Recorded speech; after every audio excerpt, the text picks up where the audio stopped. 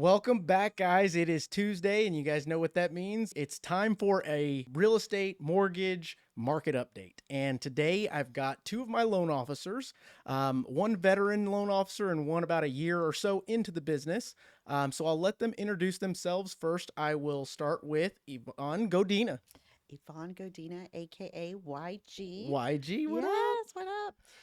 So I have been in the industry for 27 years, and I've been in kind of all arenas from servicing to management.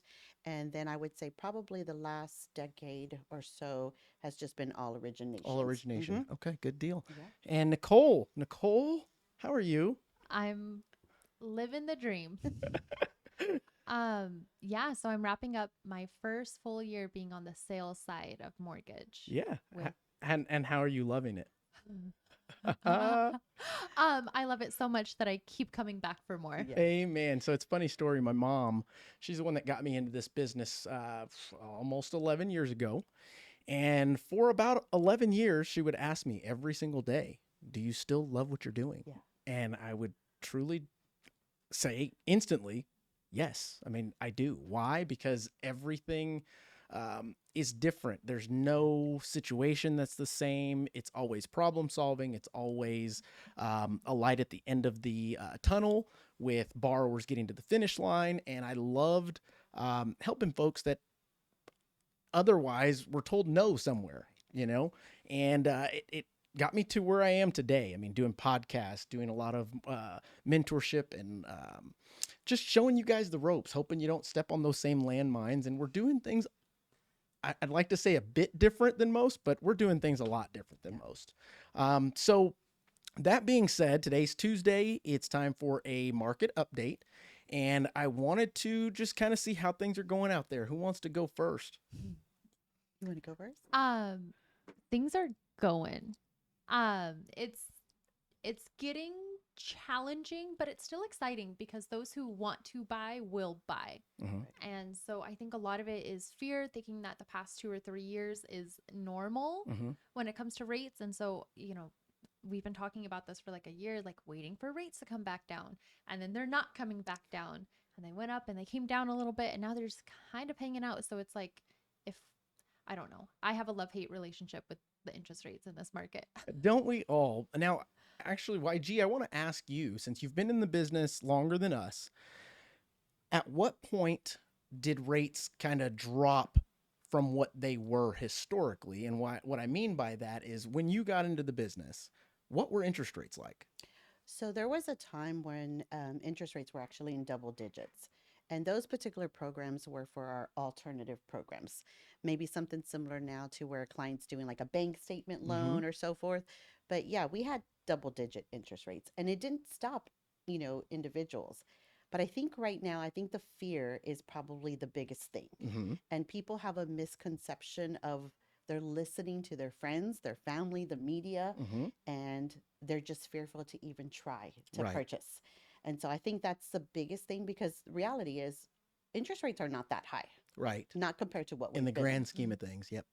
I think what, in my opinion, where we've kind of gone is interest rates have gone up a little bit, but so have home values and so have property taxes. Mm-hmm. Some people experience the whole 20% increase in just the property taxes. Right. So getting hit at all those three, I think it kind of hurt somebody when they were looking at a certain price point and now it's gone up $400 to $500 And I think difference. that's exactly what message I want to convey to those listening that are renting out there, to the realtors out there that are possibly jumping in other industries because they don't believe fully in what home ownership means to Right. the normal consumer, and that basically is if you take where we've been in the past, and I'm just going to talk about the last 3 years, right? Mhm. Because we've had very low rates. I mean, almost to the point that it's free money, in my Right. opinion.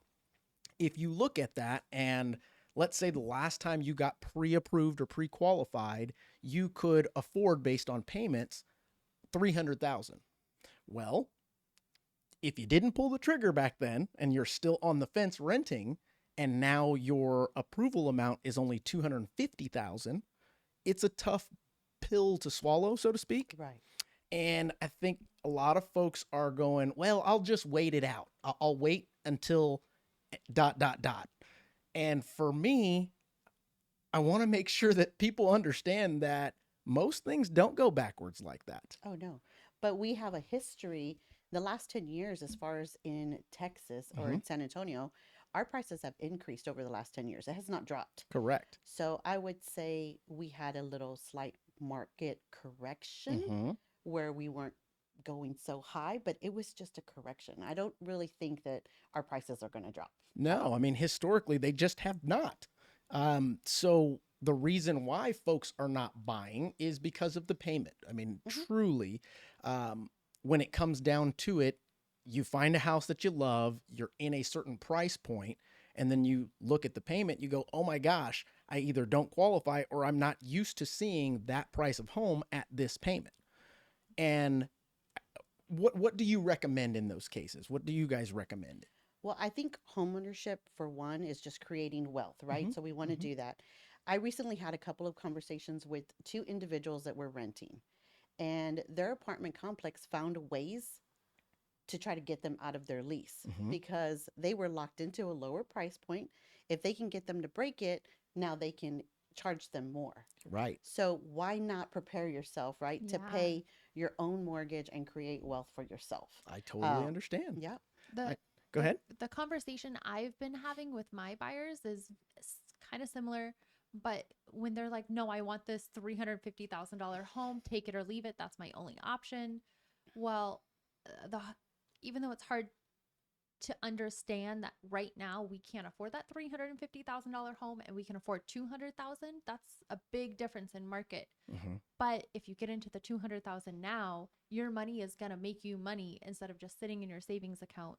You're providing shelter and you're paying yourself back. So in 2 years, that $350,000 home is going to be much more achievable and less painful when you're writing that check at the closing table. Absolutely. Yeah. I mean, especially with being a first time home buyer. If Mhm. you are, let's say, someone that has purchased before and your next move is to sell your home and purchase, I totally understand. You may not have the equity that you thought you had, or you are running into a situation to where it's a lateral move. Even in lateral move situations, you're able to cash out that money to do whatever it is that you need to do to kind of start over. But I totally understand in those situations. But for your first time home buyer, for the folks that, and it doesn't matter what age range, you've got to start somewhere. You've got to put your money into something that will gain a bit of equity. And Right. historically, we've been on a 3% to 5% equity path. And lately, the last 2 years, 3 years, it's been astronomical in the amount of value that we're getting out of these homes. Now, we can't, like they say, nothing lasts forever. So we've seen an end in that, but that doesn't mean that everything is cyclical, because it is. The idea of putting your money into something versus putting your money into someone else's something Right. is something that we need to drive home as an industry. The idea of buying now so that you can put yourself in a position to refinance later, I think is super important, because if you've never pulled the trigger on something, then you don't have the opportunity to refinance. Right. And I'm going to bring up millennials just because I have some at home, right? But most of the time I'm like asking them, what are you doing with your money? Where where is it going? Well, they don't want to be at home with their parents. So they're spending money going somewhere else. But when they learn to purchase a home, now they're entertaining. Mhm. They're not spending as much money. They're cooking at home. They're doing stuff. People are coming over to visit. And then they realize at that point, oh man, I could have done this long time ago. That is right? so true. And it's back to your point that you were talking about earlier, Nichole, which is basically, if it's too much for you to handle at the moment, totally understandable. Mhm. Drop your price point and I guess cope or understand that that's just what it is. Mhm. If you can afford it and don't want to pay, well, you've got to look at your budget. You've got to look at where your money's currently going to see, can I allocate, can I sacrifice, can I give up to gain later?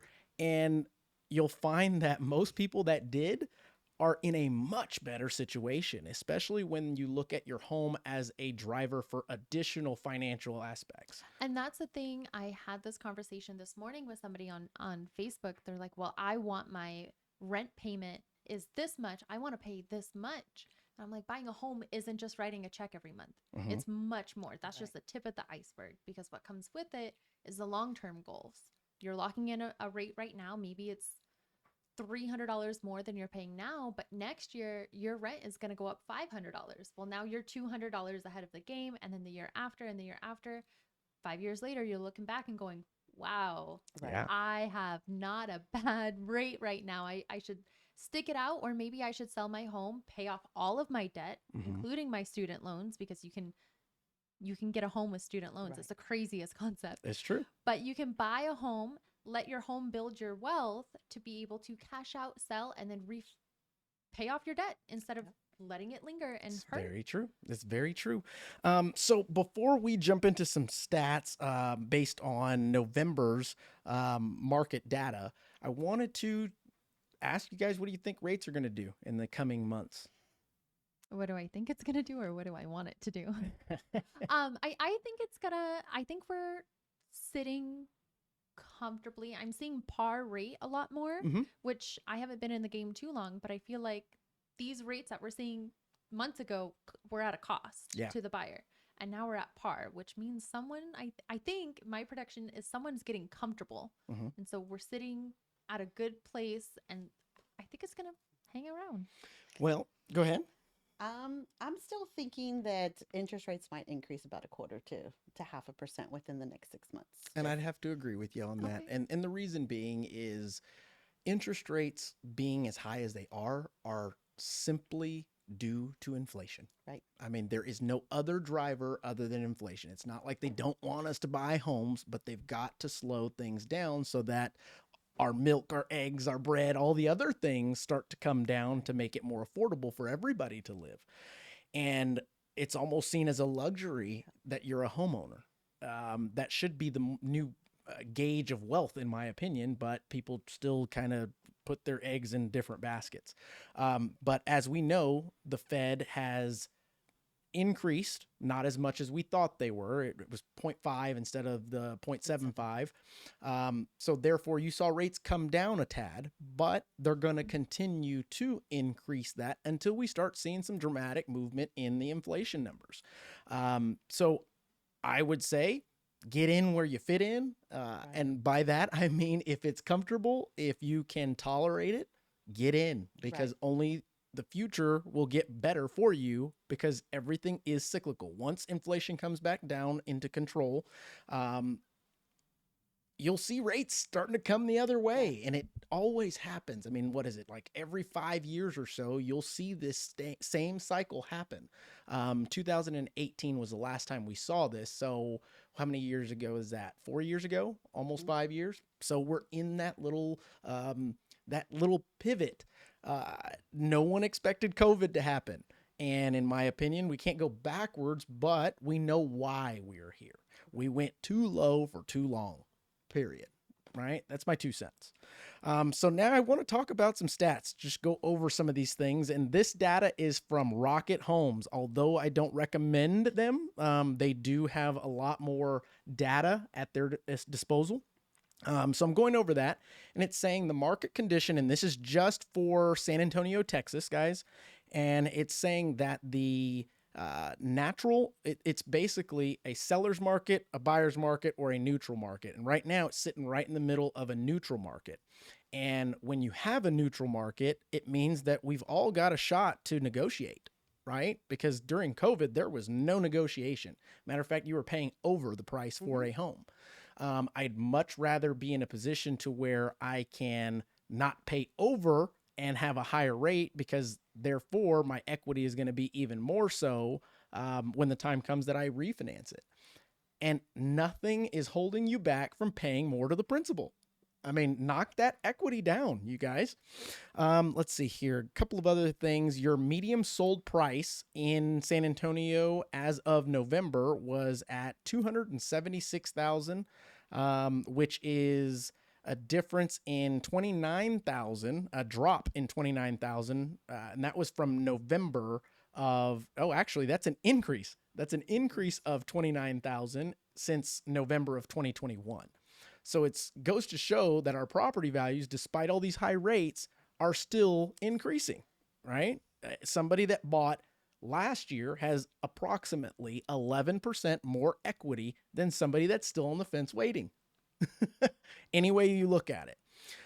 So then let's go on. And I think they're planning for the forecast for the next 5 years. Mm-hmm. The property values here are going to increase probably like 13% Right. in the next 5 years. Right. So if you don't purchase now, you're going to be missing out. And it has to do with right here. Let me see here.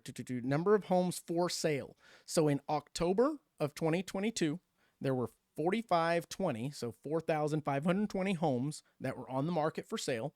November, there was 4,511. So therefore, there's less homes being put on the market. Supply and demand. When you look at it, if there are less homes on the market, you've got less options, thus raising or keeping that value higher than anticipated. Right. But also, too, doesn't that have to come into play with the time of year? Because this is a trend. Like, it's not You're like not wrong. a one-off deal. Mhm. But like typically, Yeah. this is a season where not a lot of people are wanting to sell and move. Right. But every year has progressed higher. So this Mhm. year is just a little bit different with the numbers. You're right. Dropping You're just right. A little bit. Regardless, how many folks in December are thinking about buying a home versus, and this is sad, but being pulled into what everyone else is doing, which is putting gifts under the Christmas tree. Yeah. I remember our second home, we actually closed on December the 23rd. So when we moved in, we had no furniture and it was like, let's get sleeping bags for the kids and we're just going to go and we like, How that was cool. our Christmas present. Yeah, you put a know? bow on the door. Yes. Right? You got it. And then we got to take advantage of tax deductions Mhm. for the next year. So it was actually You're pretty not cool. wrong. So the number of homes sold, that obviously has decreased. It's a 24% decrease from October to November. You got 949 versus 721. So it is a substantial difference in the amount of homes sold, but that too is cyclical. And this time of year, you normally see lower amount of volume being sold. Let's see, what else do we have? Asking price versus sold price. And I think, Nichole, you touched on this the other day, which basically we're only at a 2% below the actual asking price. So it's not like people are getting huge discounts on homes. Now, what you are seeing is sellers contributing towards closing cost. Yes. I think that is a great thing because it keeps the property values pretty steady. Right? In addition, these buyers that are out there are needing that closing cost to buy down interest rates, do 2-1 buy downs, to help them overall. Right? Let's see here. Average days on market. So in November, we were at 35 days on the market and before it was sold. And then now in November last month, 47 days on the market. So that obviously has increased. And again, has a lot to do with rates, has a lot to do with this time of year. One thing that I think is I don't know, kind of silly is that we as Americans hold value in some silly things. I'm just going to say it. We're out there. We work at Cantera Mall, right? So at any given time, we can look out the shades of our window and see all these people like ants running around and spending their money. And I know a Louis bag when I see know. one. I was like, how are all these people buying Louis bags? Did they go in and just get the bag and like are shopping around? Who knows? They're like, I'll take one wallet with the biggest bag that you got. I mean, and I watch a lot of podcasts, listen to a lot of podcasts, do a lot of data research. And one thing that is also rising with interest rates is our national debt, you guys. So a lot of folks are using their credit cards, which is money that's not theirs yet, to buy all of these things. And at a certain point, it seems like it could be pretty bad. Wouldn't you think? Especially if you're not a homeowner. Right. What do you have to fall back on? at all. I can relate to that. I Mhm. mean, when push comes to shove as a homeowner, if you get in that situation, Mhm. you have an out. Yeah. I mean, point blank, it's not ideal that you buy a home just to get yourself out of debt, but if you're in a bailout situation, it might be the best option for you. Right. Correct. You might need, the plan might be sell your home, pay off all of your debt, go rent for 6 months to 1 year, get your ducks in a row, and then Mhm. get back into the game. But if you're renting and you're in over your head, the tough reality is you're in over your head, and what other option do you have? You're not wrong there, but I do want to add, in that instance, you're putting yourself in a situation that we're literally preaching right now. So let's say you go and sell your home, you cash out. You realize if you're wanting to live in something that is equivalent of what you're living in rent wise, you're going to end up paying more regardless. I think there's a misconception of landlords that are out there that all of these corporations own the houses and things of that nature, when it's truly people like you and I that have done the right thing and sacrificed and made decisions that, hey, we can now rent out this home to buy a new one, Mhm. but the interest rates are high for us too. So we've got to charge accordingly. It's not this charity case to where it's like, well, we're not going to charge them what the market rent is. We're going to give it away. We just need to break even. That's not going to happen. Why? Because when you make the right decisions, make the sacrifices, things of that nature, you want to be able to have those fruits as well. Right. Mhm. Well, what else can we talk about before we close this thing out?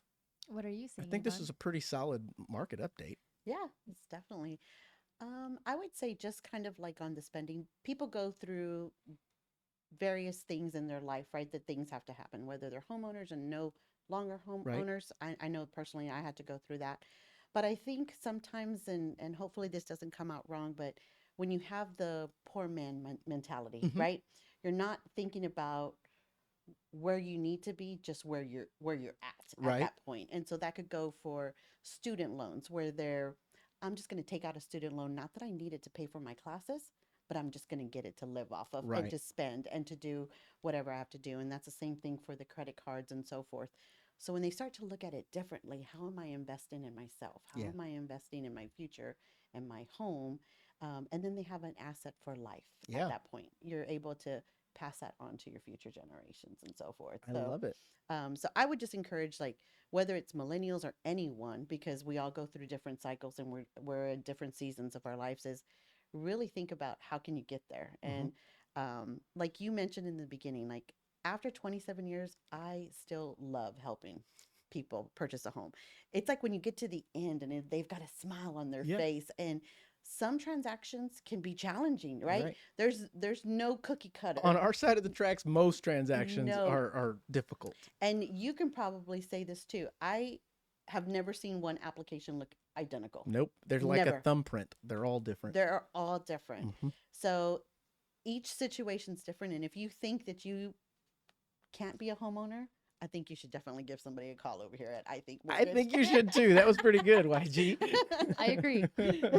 Nicole, do you have anything else? I think the ones who want it the most are the ones who will make it happen regardless. Yeah. They don't, the ones who can buy and know they can buy are going to be the ones kind of holding off, but the ones who want to buy and feel like it's impossible, like you were saying, YG, like you got to give it a shot. Mhm. You got to talk to somebody, because analysis paralysis and self-diagnosis are intoxicating. and Yeah. they're debilitating too. So just reach out. It's not scary. I can't even spell either one of those words, but she's right, y'all. She is right, 100%. So before we close out, I just want to say thank you to both of you. And definitely, if you are a buyer out there, if you're a realtor out there that's coming in tough times because the market is crashing or correcting or what have you, it's a mindset. We've got to continue to preach the mindset and encourage people to do their research and take a bird's eye view perspective of what's going on. Living in a world of scarcity is no fun. It's no fun for anyone. And when you have solid mentorship, when you've got experts that are willing and able to give you advice based on your individual situation, take it. Take it to the bank, run with it, do what you got to do. But that being the case, I think we're pretty much done with this one. Ladies, thank you so much. And Thank you. for all those listening, make sure to share, like, subscribe to the YouTube channel, the social media pages, all of those things. Because whenever you think anything home finance related, I think mortgage.